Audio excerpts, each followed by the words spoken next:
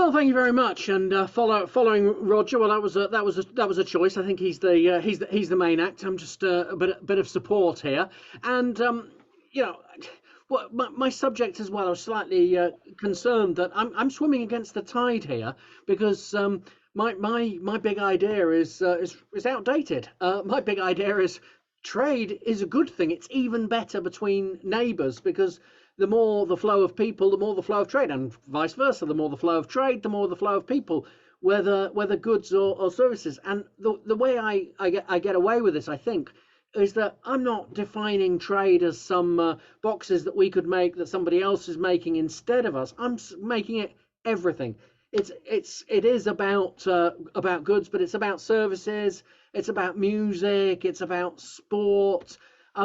There's trade going on all around us. It is a thing that we probably take too much for granted in 2023, and it enriches us in so many different ways. And I just think that this backlash against trade, against neighbours, is because we just don't realise the scope of what we have going on. Now, there are challenges, of course. There's domestic impacts to be managed always. There's always a suspicion that other people are cheating us in some way. They're undermining our own production, or they're sending us dodgy production. And all of that can be true. But it's those suspicions almost that add to my case, the feeling that actually it's better to talk than to fear. That how do we get over those fears is rather than constructing ourselves into a fortress, that we actually talk about them, and that actually trade is an essential part of national security. Trust is a part of national security. This phase we're going into, almost in the world of not trusting each other, is not good. It is associated with increased conflict.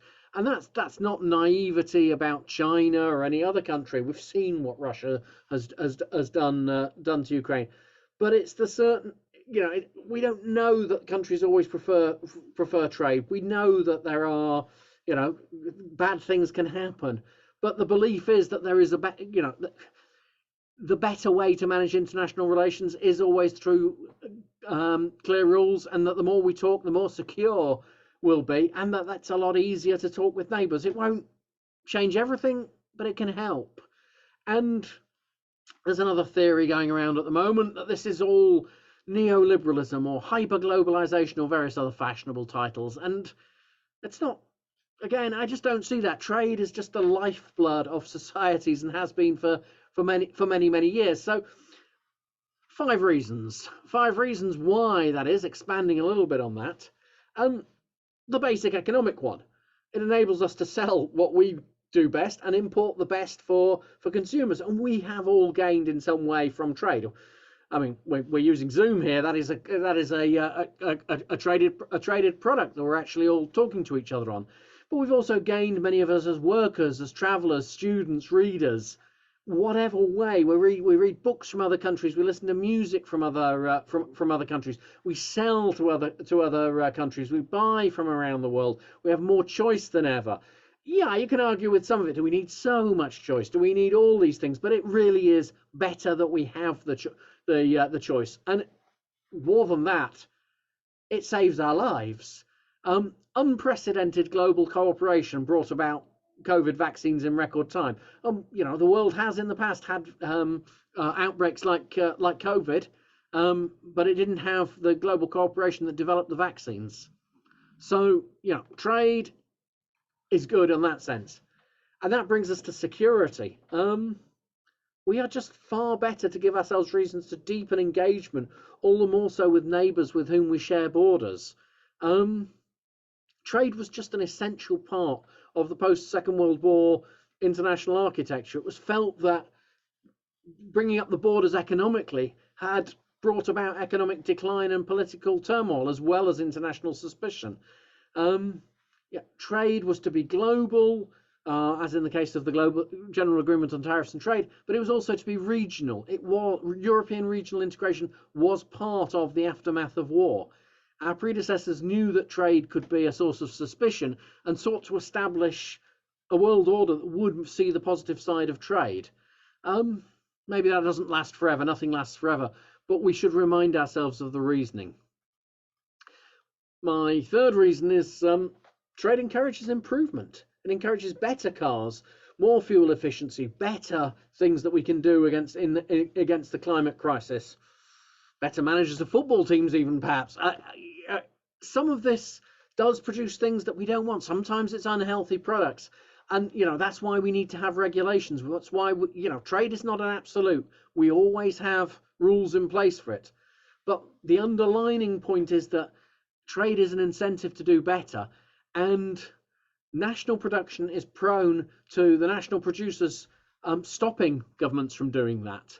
And who better to compete with than neighbours, to learn from them and then to work out how to beat them.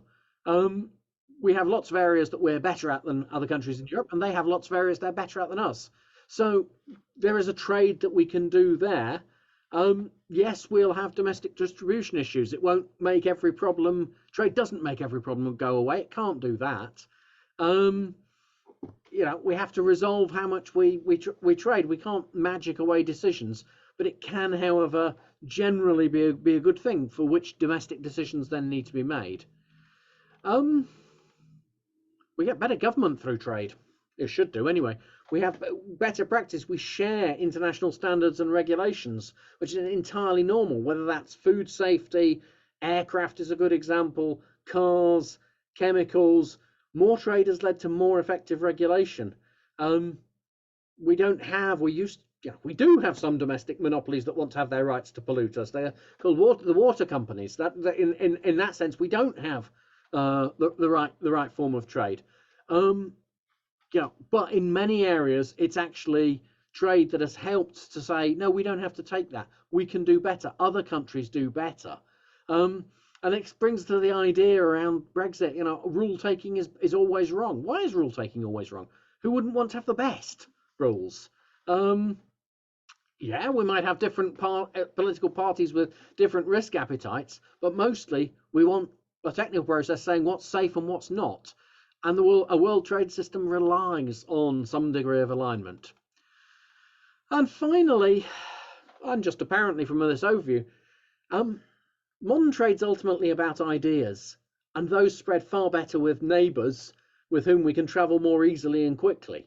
How we do things better, how we can have better things, how governments can run things better, what we can learn from management of others. Yeah, we've always had ideas come from further afield, whether it's music from that brought about the Beatles. That came from America, really, or Nissan coming from Japan to help rescue the UK car industry. That's fine as well, but actually it's the thicker regional connections. And remember, Nissan weren't coming here just to sell to the UK market. They thought that they could revitalise the UK car industry by selling to the neighbours, the entirety of the region. Yep, we can communicate globally, fly wherever we want, send containers around the world on ships, but we do all of those things more reliably with our neighbours, and we should be targeting what is stopping us from doing that. So I'm unashamed. Trade is good. It has effects to be managed. It's not an unalloyed good, but that's always the case for other things at the moment. We shouldn't confuse that the politics at the moment says trade is a bad thing. Yes, but there's lots of other things that can lead to problems. There are domestic choices. There's technology. Too often a government blames trade for things that go wrong, whereas actually trade is an opportunity for us all. But it has to be accompanied by good government and many other things as well. So that's all really. I think that's about 10 minutes, Paul. I think I just about got there in time.